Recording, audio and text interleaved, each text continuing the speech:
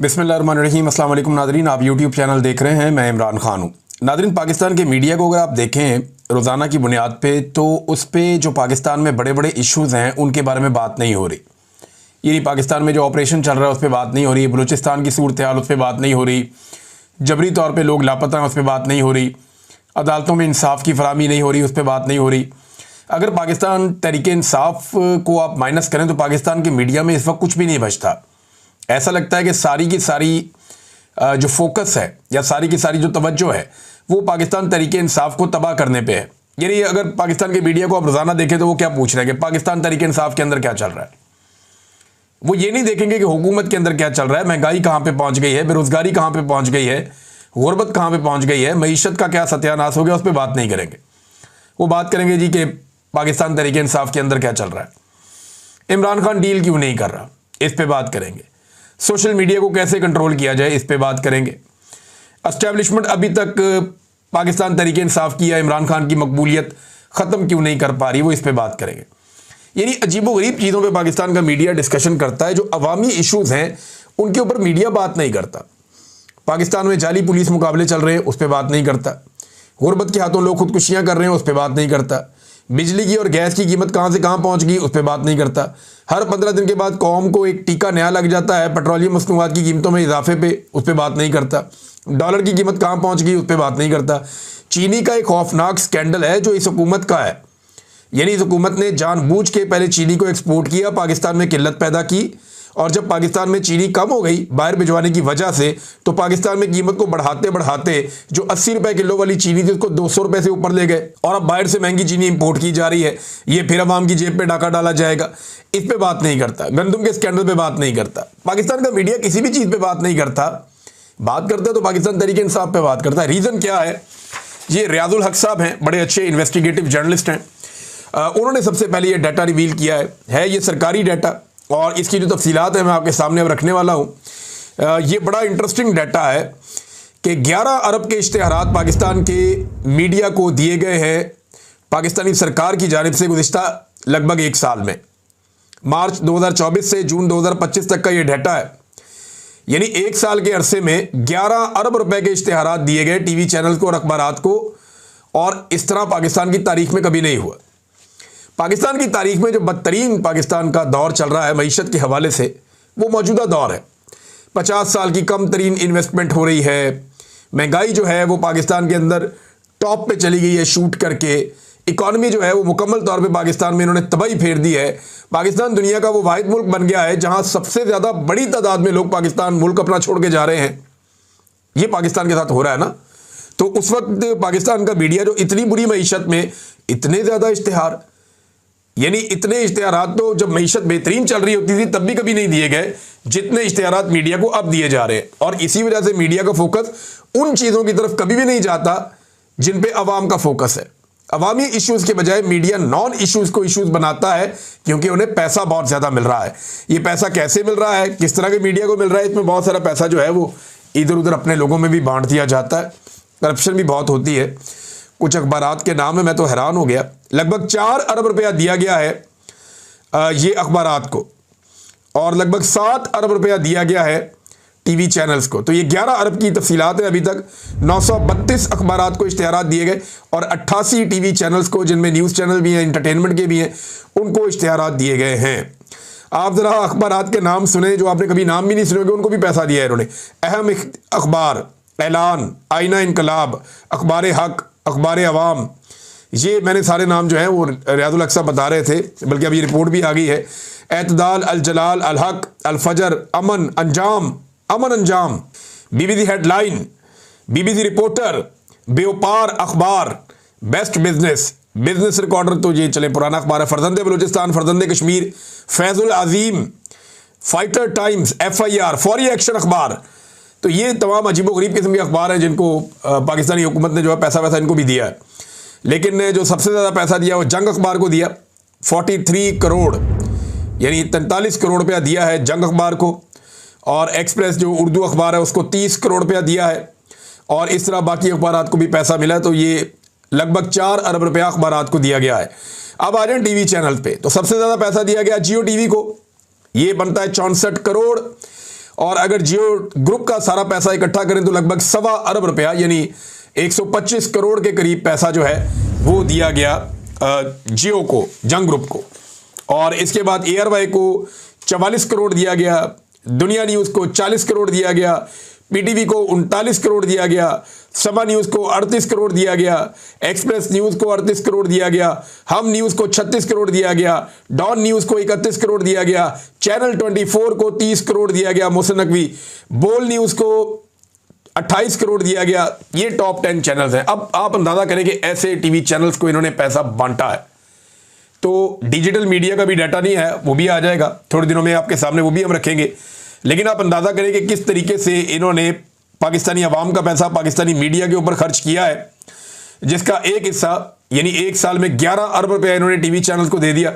तो बेचारे कहां से बोलेंगे। अच्छा, ये वो पैसा है जो सरकार ने दिया है।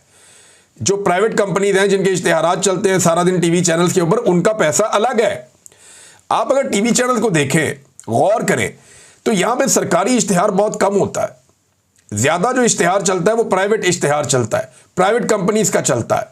तो अब आप इनका धंधा चेक करें कि 11 अरब रुपया अगर इन टीवी चैनल्स ने, अखबारात ने मिलकर लिया है सरकार से, तो कितना पैसा इन्होंने, कम से कम इससे 4-6 गुना पैसा इन्होंने लिया होगा प्राइवेट जो इन्वेस्टर्स हैं या कंपनीज हैं जिनके इश्तिहारात चलते हैं उनसे। क्योंकि आपने देखा होगा कि टीवी चैनल पे बहुत कम, कभी 20 इश्तिहारों के बाद एक सरकारी इश्तिहार आता है, तो फिर उसकी आमदन भी कम होती है। तो जब सरकारी पैसा इतना ज्यादा है तो सोचें कि दूसरा पैसा कितना होगा। अब जितना इनकी मौजें लगी हुई हैं अखबारात की, टीवी चैनल की, और वैसे सरकारी जो है ये पैसा भी बहुत ज्यादा देते हैं, हुकूमत बहुत नवाजती है मीडिया को, बहुत ज्यादा। इमरान खान के दौर में इस तरह मीडिया को नहीं नवाजा जा रहा था, जिसकी वजह से मीडिया नाराज भी था। तो ये आज वजह आपके सामने है कि क्यों मीडिया अवामी इश्यूज के ऊपर बात करने की बजाय सिर्फ उन चीज़ों पे बात करता है जिन चीज़ों पे मौजूदा हुक्मरान चाहते हैं या एस्टेब्लिशमेंट चाहती है कि बात हो।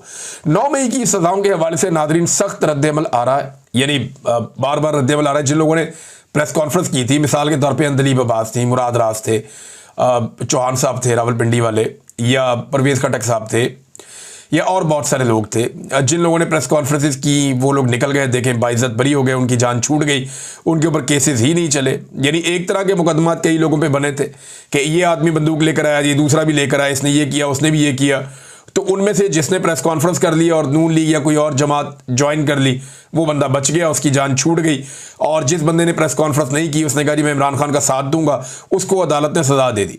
ये एक बड़ा अजीबोगरीब क्राइटेरिया है। आप गौर करें कि एक ही तरह का जुर्म दो लोगों ने किया, एक आदमी ने कहा जी मैंने भी ये जुर्म किया, दूसरे का भी वही जुर्म है, दोनों का सेम है, दोनों पे एक ही इल्जाम है। एक जो है वो ये कह देता है कि जनाब मैं इस पॉलिटिकल पार्टी के साथ नहीं हूं, उसका जुर्म खत्म। दूसरा कहता है जी मैं इस पॉलिटिकल पार्टी के साथ हूं, उसका जुर्म जारी है, और उसके ऊपर जनाब सजा भी हो जाती है।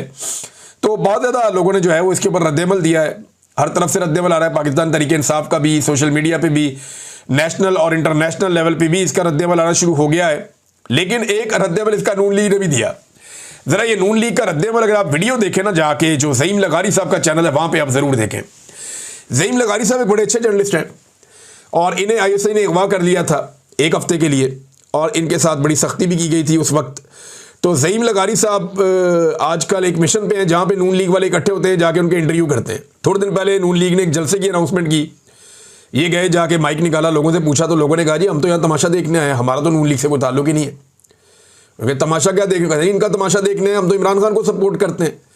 अभी जब इन्होंने ये नून लीग ने बंदे इकट्ठे किए कुछ, और उनके हाथों में 9 मई के हवाले से बैनर पोस्टर पकड़वा दिए और उन्हें कहा जी खड़े हो जाए एहतजाज करने के लिए, तो लोग आ गए, खड़े हो गए, पता नहीं कहां से मजदूर उठा के ले आए थे वो। अब वो बेचारे लोग अपनी रोटी के चक्कर में आए थे। उनसे जब ज़हीम लगारी साहब ने पूछा जनाब आपने 9 मई की मजम्मती पोस्टर और बैनर अपने हाथ में आपने उठाए हुए हैं, तो आप बताएं कि 9 मई को हुआ क्या था। सादा सवाल, 9 मई को क्या हुआ था। तो जितना इंटरव्यू है मैं सुन के हंसता ही हूं, किसी को पता ही नहीं कि 9 मई को क्या हुआ। बल्कि एक आदमी ने यह कह दिया कुरान पाक की बेहुरमती की गई थी। ये न्यूज़ बेचारे को यह बताकर लाए हैं कि किसी ने कुरान पाक की बेहुरमती की है, ये पोस्टर हाथ में पकड़ो, आओ एहतजाज करें। वो बेचारा एहतजाज करने के लिए आगे, वो पढ़ा लिखा आदमी नहीं था। यानी 9 मई के हवाले से लोगों से सवालात किए गए तो लोग बता ही नहीं पा रहे थे कि 9 मई को हुआ क्या है और किसने क्या किया है, या वो यहां पर पहुंचे क्यों हैं। अगर इस तरह के लोगों को इस वक्त एस्टेब्लिशमेंट ने अपनी सपोर्ट के लिए इस्तेमाल करना है, या एस्टेब्लिशमेंट को इस तरह की सपोर्ट चाहिए। थोड़ा सा पहले मैं देख रहा था इस्लामाबाद में एक एहतजाज था, उसमें बसें भर भर के वो गरीब लोगों को बेचारों को रोटी का लालच दे के लाया गया था और वहां पे भी एस्टेब्लिशमेंट के हक में मुजाहरा करवाया गया था। अगर ये करना है तो जो मिडिल क्लास की एक सपोर्ट होती थी हमेशा पाकिस्तान की मिलिट्री एस्टेब्लिशमेंट के साथ या पाकिस्तानी इदारों के साथ, एक मिडिल क्लास की एक सपोर्ट होती थी, वो सपोर्ट खत्म हो गई। जो पढ़े लिखे लोग हैं वो सारे के सारे एस्टेब्लिशमेंट के खिलाफ हो गए और पढ़े लिखे लोग इस नतीजे पे पहुंचे कि पाकिस्तान के मसाइल के लिए पाकिस्तान की एस्टेब्लिशमेंट रिस्पॉन्सिबल है, लिहाजा वो नाराज हो गए और अब वो एस्टेब्लिशमेंट के पीछे अपना टाइम ज़ाया नहीं कर रहे। वो निकलकर एस्टेब्लिशमेंट के लिए ना आवाज़ उठाते हैं, ना उनके लिए एहतजाज करते हैं, ना उनके हक में बाहर निकलते हैं। तो फिर इस तरह के मजदूरों को जो नॉर्मली पुरानी रवायती पॉलिटिकल पार्टीज जिनके पल्ले ही कख नहीं है, वो बेचारी जिस तरह के मजदूरों को इकट्ठा करती थी, पैसे वैसे दे के चले जाते थे अड्डे पे, देख लेते थे कि 100-150 आदमी वेला बैठा हुआ है, तो उन्हें कहते थे दिहाड़ी मिलेगी सबको, तो सबको दिहाड़ी दे के सबके हाथ में एक एक पोस्टर पकड़ा के वो बस में बिठा के ले जाते थे, ले जाके अपना मुजाहरा करा के वापस छोड़ देते। पैसे वाले लोग हैं ना सियासतदान, अब यही काम जो है वो एस्टेब्लिशमेंट के लिए किया जा रहा है और PMLN कर रही है। पढ़े लिखा तबका तो इन्होंने नाराज कर दिया है मुकम्मल तौर पर अपने से, लेकिन अब इस तरह के लोग करेंगे तो इमेज का क्या बनेगा? इमेज मजीद एस्टेब्लिशमेंट का तबाह होगा और PMLN ने यह एहतजाज करके बल्कि एस्टेब्लिशमेंट के लिए मुश्किल खड़ी की है। ये विजुअल जो है ये हॉन्ट करते हैं, ये प्रॉब्लम क्रिएट करते हैं बाद में कि 9 मई के लिए लोगों को लेकर आए, लोग निकले 9 मई के खिलाफ मजम्मत में और उन लोगों को यही नहीं पता कि 9 मई को हुआ क्या था। एक नाज़रीन बड़ी खबर है और ये जो बड़ी खबर है ये अमेरिका से आई है और ये अच्छी और बड़ी खबर है। खबर यह है कि BLA मजीद ब्रिगेड जो कलदम एक तंजीम है उसको दहशतगर्द ग्रुप करार दे दिया अमेरिका ने और इसकी अनाउंसमेंट कर दी गई है। ये भारत के लिए एक और धचका हो सकता है क्योंकि पाकिस्तान हमेशा इल्ज़ाम लगाता है कि बलूचिस्तान में जो कुछ भी हो रहा है उसके पीछे भारत मुलव्विस है और पाकिस्तान हमेशा ये कहता रहा है कि पाकिस्तान के अंदर हालात की खराबी के पीछे भारत का हाथ है और भारत ने पाकिस्तान के लिए मुश्किलात पैदा की हैं बलूचिस्तान में। बल्कि वो जो कलदम तंजीमें हैं या दहशतगर्द हैं या TTP हैं उन्हें फितनतुल खवारिज कहते हैं, लेकिन साथ वो ये कहते हैं कि भारत के हमायत याफ्ता फितनतुल खवारिज। तो ये एक ग्रुप जो है इसको दहशतगर्द करार दिया गया अमेरिका में। पाकिस्तान की कामयाबी है, भारत के लिए एक धचका हो सकता है, लेकिन देखिए ये एक मौका भी है कि जैसे जैसे आप दहशतगर्दों को दीवार के साथ लगाते हैं, उनके खिलाफ कार्रवाई करते हैं, बिल्कुल उसी तरह आपको जो जमहूरियत पसंद लोग हैं उनको आगे लाना चाहिए। जो रियासत के साथ बात करना चाहते हैं उनके साथ बात करनी चाहिए। जो नौजवान है उन्हें सीने से लगाना चाहिए और जो जबरी तौर पे गुमशुदगियों का एक सिलसिला है वो बंद करना चाहिए। जो भी काम किया जाए वो कानून और इंसाफ के मुताबिक किया जाए, आइन और कानून के दायरे में रहकर किया जाए, तो बलूचिस्तान और कबायली इलाकों के जो मसाइल हैं वो जल्दी हल हो सकते हैं। कबायली इलाकों में जरगे एक बहुत बड़ा फैक्टर है, वहाँ पे जरगों के जरिए मसाइल हल हो सकते हैं, जबकि बलूचिस्तान में वहाँ के नौजवान ये कहते हैं कि हमें अदालत के मुताबिक, आइन और कानून के मुताबिक आप चलें, जबरी तौर पे लापता करने का सिलसिला बंद किया जाए। नाज़रीन, अवामी नेशनल पार्टी इस वक्त शदीद मुखालफत कर रही है फौजी ऑपरेशन की जो खैबर पख्तूनख्वा में हो रहा है। इससे पहले अवामी नेशनल पार्टी जो है वो फौजी ऑपरेशन की बहुत बड़ी हमायती भी थी, लेकिन एक खूबी है ANP में, वो ये है कि जब इन्होंने हमायत की मिलिट्री ऑपरेशन की तो खुल्लम खुल्ला हमायत की थी, खुल खुला कर। इन्होंने कहा ठीक है जी हम हमायत कर रहे हैं, ये ऑपरेशन की भी हमायत कर रहे हैं, इसकी भी कर रहे हैं, इसकी भी कर रहे हैं। और जो असवंद यार वली हैं उन्होंने स्टेटमेंट दिया था कि हम ऑपरेशन राह रास्त, ऑपरेशन राह नजात, ये जितने ऑपरेशन हो रहे हैं हम इन सब ऑपरेशन की हम हमायत करते हैं। ये ANP ने खुलकर कहा था और आज जब वो मुखालफत कर रहे हैं वो भी खुल्लम खुल्ला कर रहे हैं। गंडापुर साहब जो हैं वो अवाम में आकर मुखालफत करते हैं ऑपरेशन की और पसे पर्दा जो है अमलन वो ऑपरेशन की हमायत करते हैं। अब जैसा कि अली अमीन गंडापुर साहब के मुशीर इत्तलाआत हैं बैरिस्टर सैफ, उन्होंने कर्फ्यू लगाने के मामले की तस्दीक कर दी। पूरे खैबर पख्तूनख्वा में तो नहीं लगा, लेकिन ये कि बाजोर और मिरनशाह के इलाकों में कर्फ्यू लगाया गया है और याद रहे आपको कि वहाँ पे ऑपरेशन की एक्टिविटीज़ चल रही हैं। तो अली अमीन गंडापुर के जो मुशीर इत्तलाआत हैं उन्होंने खुद आकर कह दिया कि मिरनशाह में और बाजोड़ के अंदर लगाया गया है कर्फ्यू। तो गंडापुर की पॉलिसी ANP से तो पैथेटिक है। ANP जब हमायत करती थी ऑपरेशन की खुल के करती थी, जब मुखालफत करती है ऑपरेशन की तो खुलकर करती है। लेकिन गंडापुर साहब ये करते हैं कि अवाम में आके ऑपरेशन की मुखालफत करते हैं, लेकिन पसे पर्दा वो ऑपरेशन की हमायत करते हैं और खुलकर वो बात कर नहीं सकते जो प्रैक्टिकली वो कह रहे हैं वो कर नहीं सकते। तो ये जनाब इनका एक तरीकाकार है। नाज़रीन, ख्वाजा आसिफ साहब एक और इंटरव्यू उन्होंने दिया और वो लगातार इंटरव्यूज़ देते रहते हैं, लेकिन अभी उनके हवाले से कुछ कंट्रोवर्सीज थी तो अब उनका इंटरव्यू आया। माजी में ख्वाजा साहब जो है सिविलियन सुप्रीमेसी के दावे किया करते थे, नारे मारते थे कि सिविलियन सुप्रीमेसी होनी चाहिए। अब वो हाइब्रिड सिस्टम के लिए नारे लगा रहे हैं और इस दोगले मॉडल की तारीफें कर रहे हैं। यानी उन्होंने कहा ये गॉड गिवन अरेंजमेंट है, ये अल्लाह ताला का दिया हुआ एक अरेंजमेंट है और ये डिलीवर कर रहा है। ख्वाजा आसिफ का ये सोचना है। वैसे ये अशराफिया को डिलीवर कर रहा है। पाकिस्तान तो 44% जो है गुर्बत की लकीर से नीचे चले गए हैं। पाकिस्तानी बहुत बड़ी तादाद में पाकिस्तान छोड़ छोड़ कर जा रहे हैं। पाकिस्तान से सरमायाकारी बाहर जा रही है। मईशत का बेड़ा गर्क हो गया है। पेट्रोल, आटा, घी, दाल, दुनिया की हर चीज़ जो पाकिस्तान में अवेलेबल है सारी महंगी हो गई। तो आम आदमी को तो डिलीवर नहीं कर रहा, अशराफिया को ये निज़ाम डिलीवर कर रहा है। अगर आम आदमी को डिलीवर करता तो वो नज़र भी आ जाता। आहिस्ता आहिस्ता ख्वाजा साहब जो हैं वो इस निज़ाम को जवाब दे रहे हैं और ऐसा लगता है कि आने वाले दिनों में कोई आइनी तरमीम हो जाएगी या कोई कानूनी तहफ़्फ़ुज़ फराहम कर दिया जाएगा। फ़ौज के हुकूमत में जो वजूद है उसको एक आइनी तहफ़्फ़ुज़ फराहम कर दिया जाएगा। और ये जो रोमांस इस वक्त चल रहा है ना मिलिट्री एस्टेब्लिशमेंट का और पॉलिटिकल पार्टीज़ का, ये सिर्फ इमरान खान की वजह से चल रहा है। अगर इमरान खान का फैक्टर ना हो तो ये रोमांस कभी भी ना चले, क्योंकि पाकिस्तान की पॉलिटिकल पार्टीज़ जानती हैं कि एस्टेब्लिशमेंट के साथ बैठने की वजह से एक बदनामी होती है और अवाम के अंदर मकबूलियत में कमी होती है। लेकिन उनके पास दूसरा चारा कोई नहीं है, क्योंकि मकबूलियत इमरान खान के पास है। और अगर ये एस्टेब्लिशमेंट से दूर हो जाएंगे तो एस्टेब्लिशमेंट भी कमज़ोर हो जाएगी और ये पॉलिटिकल पार्टीज़ भी कमज़ोर हो जाएंगी और इमरान खान इन सारों को बारी बारी खा जाएगा। लिहाजा इमरान खान का खौफ ऐसा है कि वो इन सारों को इकट्ठा किए हुए, और ये बात बार बार लोग कहते हैं, इमरान खान साहब को कुछ ऐसा करना पड़ेगा या इनको अपना खौफ तोड़ना पड़ेगा कि पॉलिटिकल फोर्सेस मिलकर पाकिस्तान की एस्टेब्लिशमेंट को धक्का देकर बाहर निकालें इस गलत काम से जिसके अंदर वो पड़ गए हैं। उनका काम सिक्योरिटी का है, वो अपना काम सिक्योरिटी का करें। ये कारोबारी ज़िंदगी, ये मामलाती ज़िंदगी, ये हुकूमत, ये इंतज़ामी मामलात, ये सारे के सारे सिविलियंस के चलाने के हैं। ये मामलात इन्हें वापस दिए जाएं। नाज़रीन, बैनुल अक़वामी फ्रंट से दो खबरें इंपॉर्टेंट। नंबर एक तो सितंबर में आप याद रखिएगा कि ऑस्ट्रेलिया और कनाडा समेत बहुत सारे यूरोपीय ममालिक फ़लस्तीन को तस्लीम करने जा रहे हैं और उन तमाम ममालिक ने अब तक इस बात का इंदिया दे दिया है। एक बहुत बड़ी डेवलपमेंट है और इस वक्त पूरी ज़मीन पे किसी से इतना जुल्म नहीं हो रहा जितना गज़ा में फ़लस्तीनियों के साथ जुल्म हो रहा है। हाल ही में वहाँ पे अल-शिफ़ा अस्पताल के करीब एक हमला किया गया। अल जज़ीरा के 5 सहाफ़ी उसमें शहीद हुए हैं। उनमें एक जो जर्नलिस्ट हैं अनस शरीफ, वो बहुत काम कर रहे थे और उनके ऊपर जो है वो हमला किया गया खैमे पे और उन्हें शहीद किया गया। उनके कैमरामैन इब्राहिम ज़हीर थे, वो भी शहीद हो गए, जबकि बाकी 3 सहाफ़ी और थे वहाँ पे, वो भी शहीद हुए। टोटल 7 लोग इस हमले के अंदर जाँ-बाक हुए हैं और पूरी दुनिया में जो सहाफ़ती तंजीमें इसके ऊपर आवाज़ उठा रही हैं, एहतजाज कर रही हैं। जबकि इसराइल ने ख़ुद बताया कि ये हमला डेलिबरेटली अनस शरीफ पर ही किया गया था। अनस शरीफ जो है वो एक बड़े मेहनती सहाफ़ी थे और वो कई मरतबा ये बता भी चुके हैं कि उनकी जान को यहाँ पे ख़तरा है, बल्कि उन्होंने एक पैगाम भी छोड़ा था कि गज़ा को याद रखिएगा और वो ये कहते थे कि यहाँ उनकी जान जा सकती है। तो अनस शरीफ जो है वो शहीद हो गए हैं और गज़ा की सूरत हाल इंतहाई मखदूश है।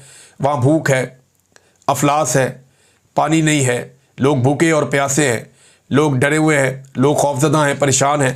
हर वक्त उनके ऊपर अटैक होते रहते हैं, हमले होते रहते हैं, लेकिन वो अपनी सरज़मीन को छोड़ने के लिए तैयार नहीं हैं। वहाँ पे डटे हुए और उनके ऊपर एक बदतरीन तारीख़ी नौइयत का अटैक किया जा रहा है इसराइल की जानिब से।